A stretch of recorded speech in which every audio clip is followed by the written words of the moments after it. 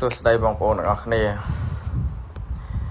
ខ្ញុំថ្ងៃនេះខ្ញុំចង់សួរអ្នកជំនាញខាងយន្តហោះធុនមិចនឹងតិចសួរថាពីទឹកដីថៃមកដល់ពេញតើរយៈចម្ងាយប្រមាណ100គីឡូបើខ្ញុំគិតប្រហែលជាខ្ទង់ចូលប្រហែលជា500គីឡូម៉ែត្រដែរអញ្ចឹងក្នុងមួយស្តែនសាំងរបស់យន្តហោះមិចហ្នឹងតើរយៈចម្ងាយ500គីឡូហ្នឹងត្រូវចំណាយសាំងអស់ប៉ុន្មានហើយបើតាមខ្ញុំគិតមើលបើទាំងទៅទាំងមកខ្ញុំគិតថាអាចទៅត្រឹមពាក់កណ្ដាលផ្លូវអីធ្លាក់ឲ្យដោយសារអស់សាំង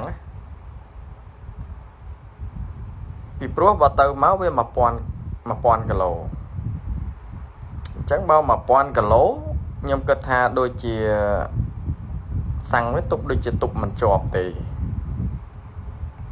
ព្រោះយន្តហោះធុនមិចសាំងស៊ីខ្លាំងទី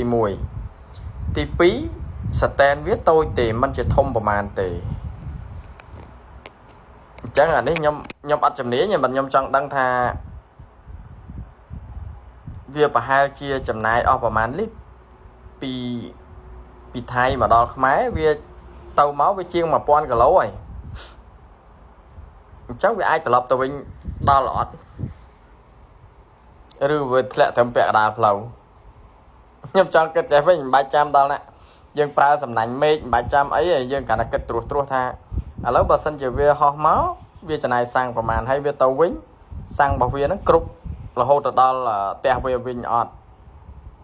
ឥឡូវយើងគិតតែប៉ុណ្្នឹងក៏បានដែរ